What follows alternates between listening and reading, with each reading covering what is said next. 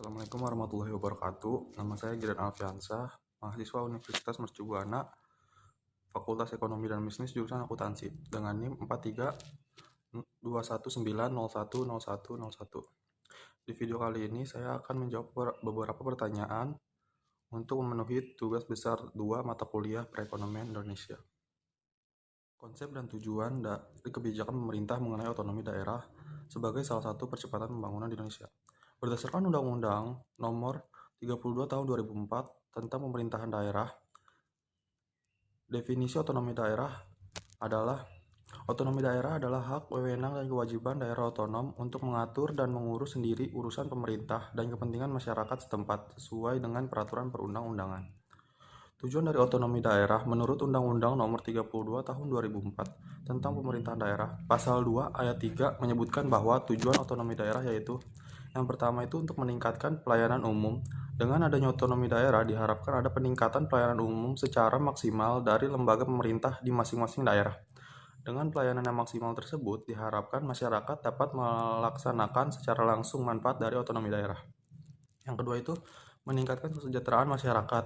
Setelah pelayanan yang maksimal dan memadai, diharapkan kesejahteraan masyarakat pada suatu otonomi daerah bisa lebih baik dan meningkat.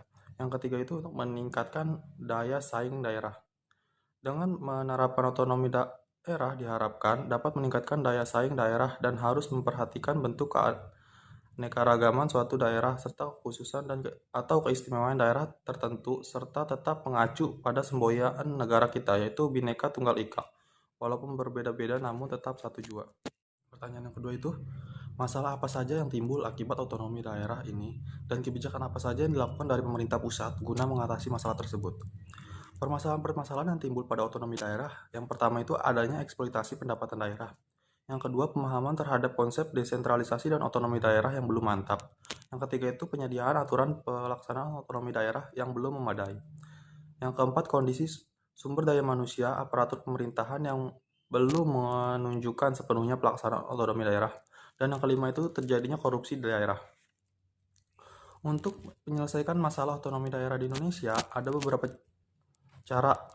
Yang pertama itu membuat master plan pembangunan nasional untuk membuat sinergi pembangunan daerah agar menjadi landasan pembangunan di daerah dan membuat pemerataan pembangunan antar daerah.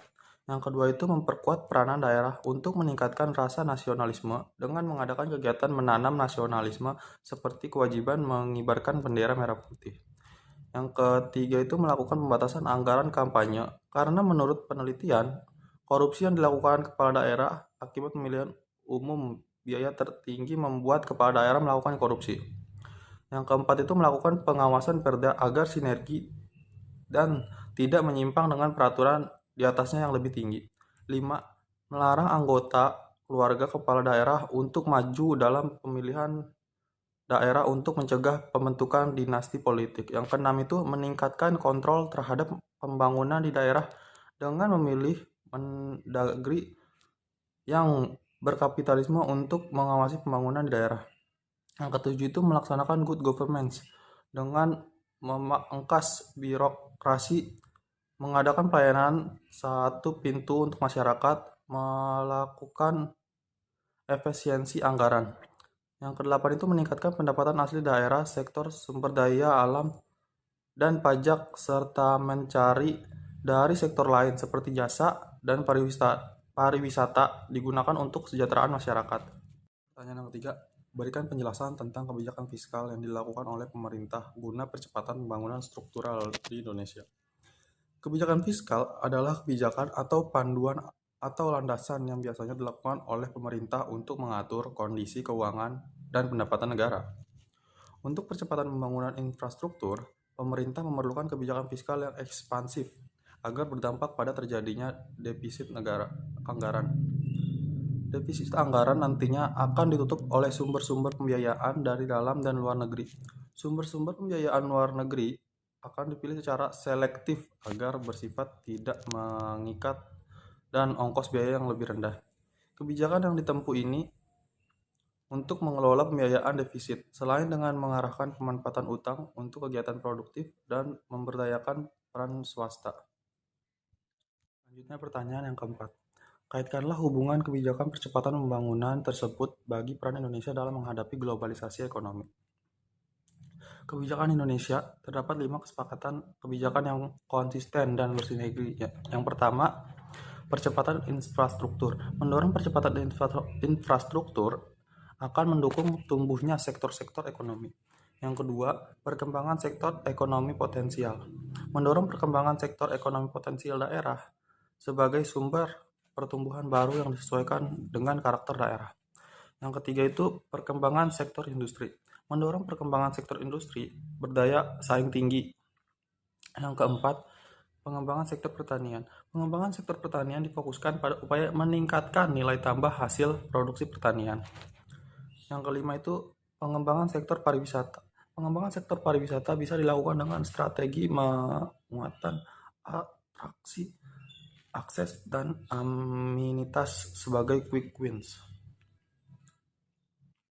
Yang terakhir, pertanyaan yang kelima. Identifikasi tantangan dan hambatan di masa yang akan datang dan apa solusi dari Anda sebagai sumber daya manusia yang berada di dalam persaingan globalisasi saat ini.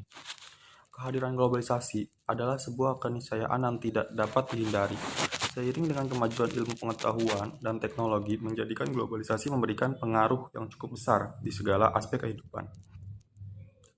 Tantangan dan hambatan di dalam persaingan globalisasi yaitu masalah-masalah ekonomi dan sosial dalam negeri, seperti tingginya tingkat kemiskinan, besarnya jumlah pengangguran, ketimpangan distribusi pendapatan, proses pembangunan yang tidak merata antara daerah perkotaan dan pedesaan, serta masalah urbanisasi menjadi tantangan yang cukup sulit. Tingkat pelaku usaha yang sangat rendah di Indonesia dinilai merupakan salah satu masalah ekonomi dan sosial yang terjadi pula.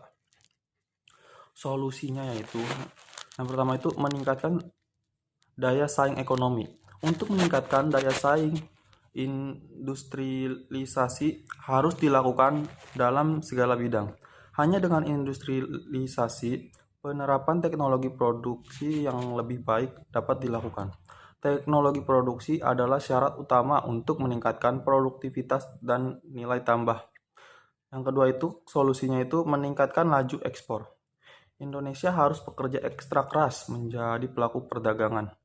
Produk-produk yang dihasilkan perusahaan baik kategori besar ataupun usaha mikro, kecil, menengah, atau disingkat UMKM harus mampu berdaya saing. Oleh sebab itu, kualitas produk dan jasa harus dinomorsatukan agar bisa diterima di pasar global.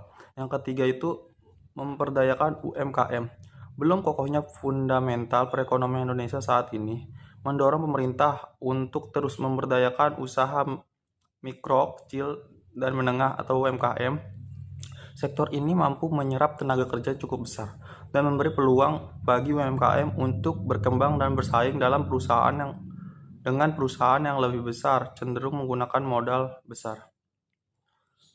Yang keempat itu perbaikan infrastruktur. Pembangunan infrastruktur merupakan salah satu aspek penting dan vital untuk mempercepat proses pembangunan nasional. Yang kelima itu ketahanan ekonomi. Ketahanan ekonomi diartikan sebagai kondisi dinamik kehidupan perekonomian bangsa yang berisi keuletan dan ketangguhan yang mengandung kemampuan untuk mengembangkan kekuatan nasional dalam menghadapi serta mengatasi segala macam gangguan, hambatan, dan tantangan. Sekian penjelasan dari saya untuk menjawab pertanyaan tugas besar 2 mata kuliah perekonomian Indonesia. Kurang lebihnya mohon maaf. Wassalamualaikum warahmatullahi wabarakatuh.